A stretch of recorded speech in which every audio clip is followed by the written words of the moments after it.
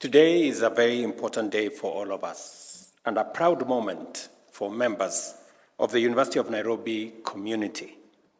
We gather here to launch a defining component of the Silicon Savannah Innovation Park, a bold step in our journey to harness the power of the new industrial revolution and position Kenya as a leading industrial nation.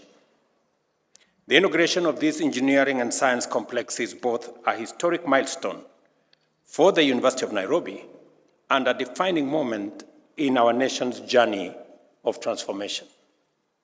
We are here to celebrate a remarkable achievement and at the same time ignite a transformative project that will initiate pathways to greater productivity, increase capacities for creativity, and multiply opportunities to innovate, drive, and foster economic growth and consolidate Kenya's profile as a leader in the digital age. We stand at the crossroads of historic opportunity and challenge in Africa. On the one hand, we possess unprecedented potential to drive industrialization, innovation, and inclusive prosperity on a global scale. On the other hand, we face complex and dynamic risks, threats, and crises.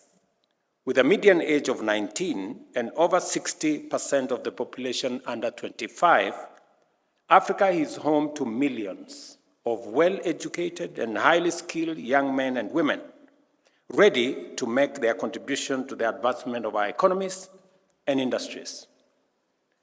The case of these two great girls is a pointer to where this is going. Our youth represent Africa's most valuable resource.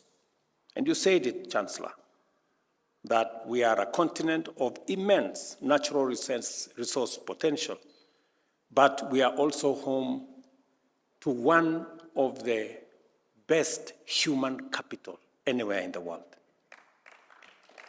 A boundless reservoir of energy, creativity, and ambition.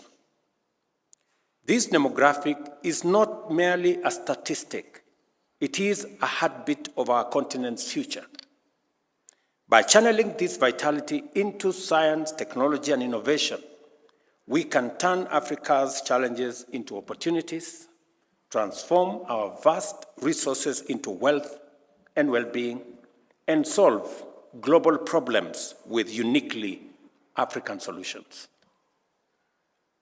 Yet this immense potential is overshadowed by a sobering reality.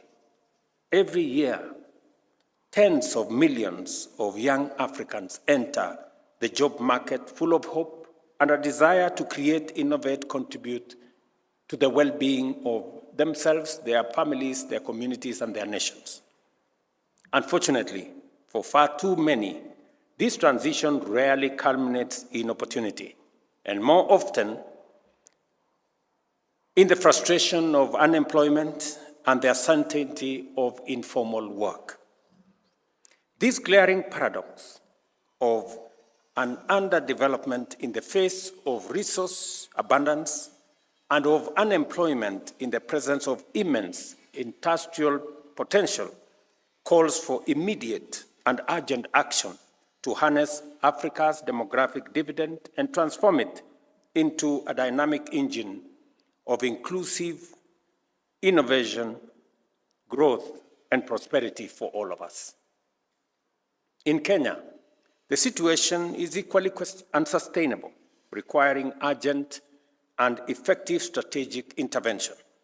Each year, 1 million graduates enter the job market, yet more than half struggle to secure meaningful employment with decent incomes.